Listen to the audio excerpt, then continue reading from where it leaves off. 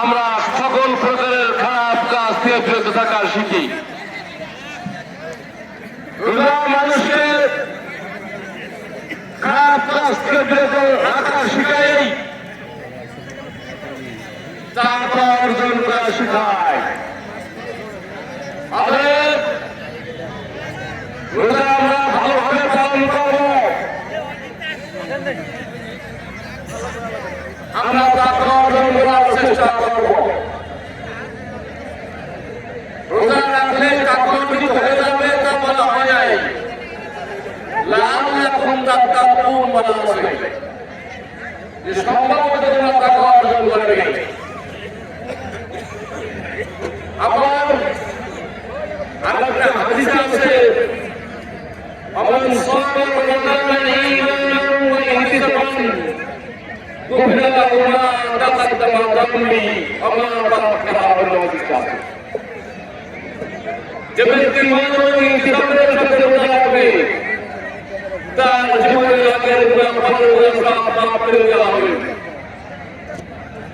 এখানেও আছে ঈমান এবং ইহতিসাবের সাথে রোজা রাখতে হবে। অতএব রোজা রাখলেই সকল গুনাহ মাফ হয়ে যাবে তা বলা হচ্ছে না। ঈমান এবং ইহতিসাব ঘোরালেই তো ঘুরে যাবে, এর সাথে রোজা রাখতে বলা হয়েছে। আরেকটা হাদিসে বলা হয়েছে,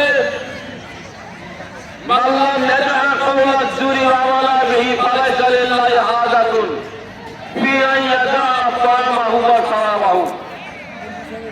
রোজা রেখে যে ব্যক্তি মিথ্যা কথা এবং কাজ ছাড়তে পারল না, তার খুদ পিপাসায় কষ্ট করে কোনো লাভ নাই, আল্লাহর কোনো প্রয়োজন নাই। রোজাও রাখলাম, অন্যায় কাজও করলাম, খারাপ কাজও করলাম, এই হাদিসে বলা হচ্ছে রোজা হবে না। অতএব রোজা রেখে আমরা সকল প্রকারের খারাপ কাজ পরিহার করে চলতে হবে। আপনারা আজকে আসুন তো আমাদের সাথে,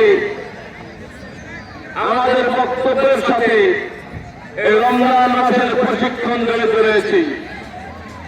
আমরা বলেছি আমরা দুর্নীতি করবো না, দুর্নীতি কাউকে করতে দেব না, টেন্ডারবাজি করবো না, কাউকে টেন্ডারবাজি করতে দেব না, কাউকে আমরা নিজের অন্যায় করবো না, কাউকে অন্যায় করতে দেব না।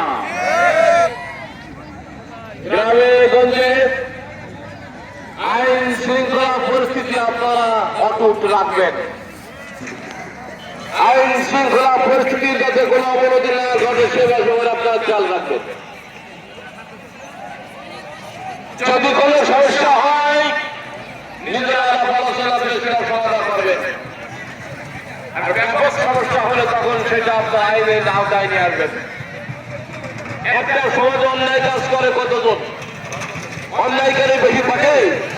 অন্যায়কারী বেশি থাকে না। একটা গ্রামে বা একটা পাড়ায় অন্যায়কারী দু একজন থাকে, দু একজনকে আপনারা চিহ্নিত করে ফেলবেন। কারা অন্যায়কারী তাদেরকে বুঝাবেন। আপনাদের দু একজনের জন্য বা তোমাদের দু একজনের জন্য গোটা সমাজ খারাপ হতে দেওয়া যায় না। অতএব তাদেরকে বুঝাইয়ে খারাপ কাজ থেকে নিবৃত্ত করবেন।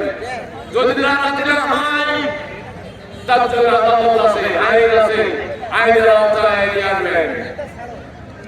সম্মানিত উপস্থিতি,